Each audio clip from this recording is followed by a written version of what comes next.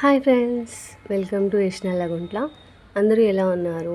మేమైతే చాలా బాగున్నామండి. ఈరోజు వీడియో ఏంటి అంటే బూందీ ఎలా తయారు చేయాలో చూపిస్తున్నామండి.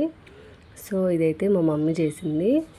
మేము పండగకి ఇంటికి వెళ్ళాము కదా, సో చక్కటి వాతావరణంలో కట్టెల పొయ్యి మీద చేసాము. మా మమ్మీ ఇంకా నేను మా అక్క కూర్చొని.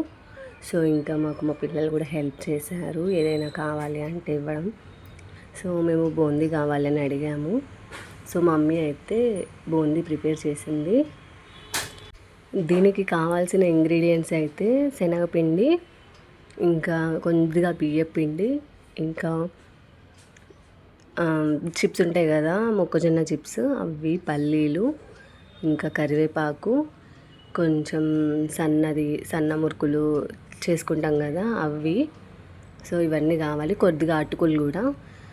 సో ఇది ఎట్లా తెలుసుకోవాలి అంటే 2 గ్లాసులు శనగపిండి తీసుకుంటే ఇంకా దాంట్లో 1 గ్లాస్లో హాఫ్ అనమాట, అది బియ్యపిండి తీసుకోవాలి.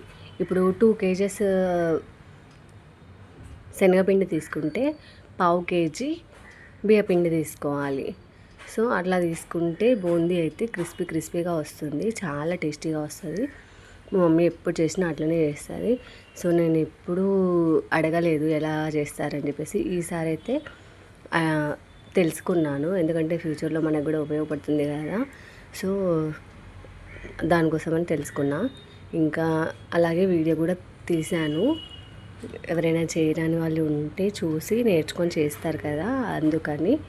సో బూందీ అయితే చూడండి ఇలా మొత్తం పైకి తేలిపోయింది కదా. సో అలా తేలే వరకు ఉంచి తీసుకోవాలన్నమాట.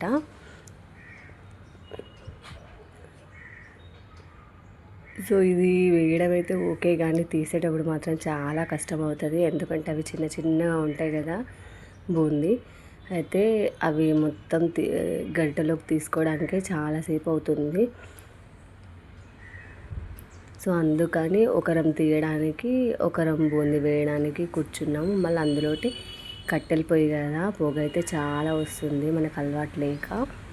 సో ఇంకా పల్లెటూరు అంటేనే ఖచ్చితంగా కట్టెల పొయ్యి పెట్టే చేస్తారు అప్పలు.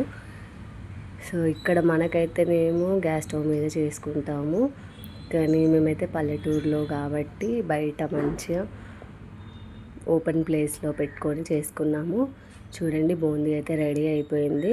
సో మేమైతే ముందుగానే వెల్లుల్లి ఇంకా జీలకర్ర దంచుకొని పక్కన పెట్టుకున్నాము.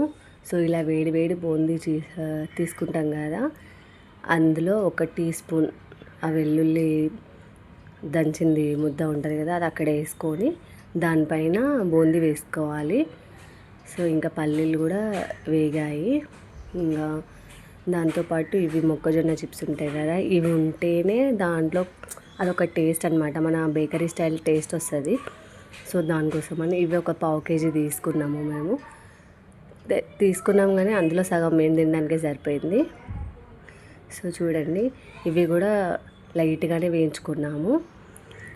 ఇంకా శనగపప్పు ఉంటుంది కదా, దాన్ని ముందుగానే ఒక 2 అవర్స్ నానబెట్టుకొని ఇంకా ఫ్రై చేసుకున్నాం. మొత్తం అందులో వేస్తే దాన్ని తీయడానికి చాలా కష్టం అవుతుందని చెప్పేసి గరిటెలోనే ఉంచి ఫ్రై చేసుకున్నాము. సో దీనికంటే మనం పుట్నాలు ఉంటాయి కదా, పుట్నాల పప్పు, అది తెచ్చి వేయించుకుంటే ఇంకా టేస్టీగా ఉంటుంది. సో ఇవేమో మనం నానబెట్టుకొని వేయించుకున్నాం కదా, కొంచెం గట్టిగా ఉంది. అవైతే అలా ఉండదు, మంచిగా క్రిస్పీగా మంచిగా నోటికి మంచిగా అనిపిస్తుంది. సో ఇవేమో కొంచెం మెత్తగా తగులుతున్నాయి. సో నెక్స్ట్ టైం అయితే అవి ట్రై చేయాలి. ఇంకా వీటితో పాటు మేము అదే పిండిని ఇంకొంచెం శనగపిండి వేసి ఈ సన్న మురుకులు చేస్తాం కదా, అవి అయితే కొన్ని తీసుకున్నాము. ఎందుకంటే మిక్చర్ కాబట్టి ఇవన్నీ ఉంటేనే బాగుంటుంది కదా అని. ఇంకా ఊర్లలో ఫ్రెష్ కరివేపాకు దొరుకుతుంది కదా, సో ఇంకా మా ఇంట్లోనైతే కరివేపాకు చెట్లు చాలా ఉన్నాయి. సో అక్కడ నుంచి ఒక ఫ్రెష్ కరివేపాకు తీసుకొచ్చేసి దాన్ని కూడా ఆయిల్లో వేయించుకున్నాము.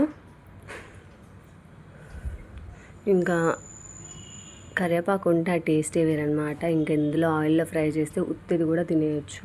పిల్లలు కూడా అది క్రిస్పీగా ఉంటుంది కాబట్టి పిల్లలు కూడా తినేస్తారు. ఆల్మోస్ట్ అయితే కరివేపాకు ఫ్రై అయిపోయింది. సో ఇంకా ఇది కూడా తీయడం చాలా కష్టమవుతుంది అనమాట. మొత్తం ఆయిల్లో వేసుకుంటాం కదా. సో నెమ్మదిగా తీసుకున్నాము మేమైతే.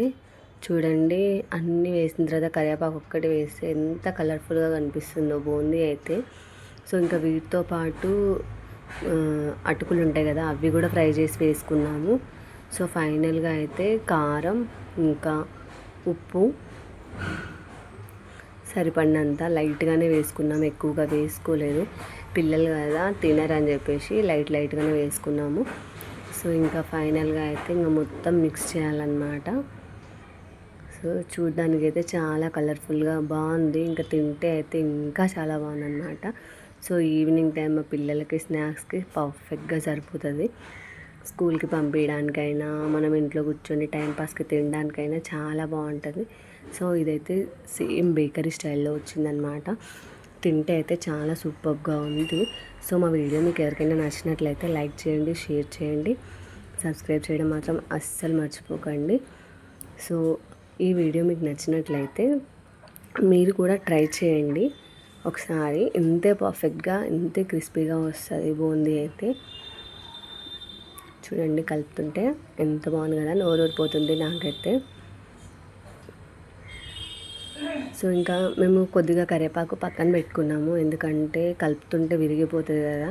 సో లాస్ట్కి ఫైనల్గా పైన చల్లుదామని చెప్పేసి పక్కకు పెట్టుకున్నాము. సో ఇంకా లాస్ట్గా ఫైనల్గా అయితే చూడండి, ఇంకా బూందీ లుక్ అయితే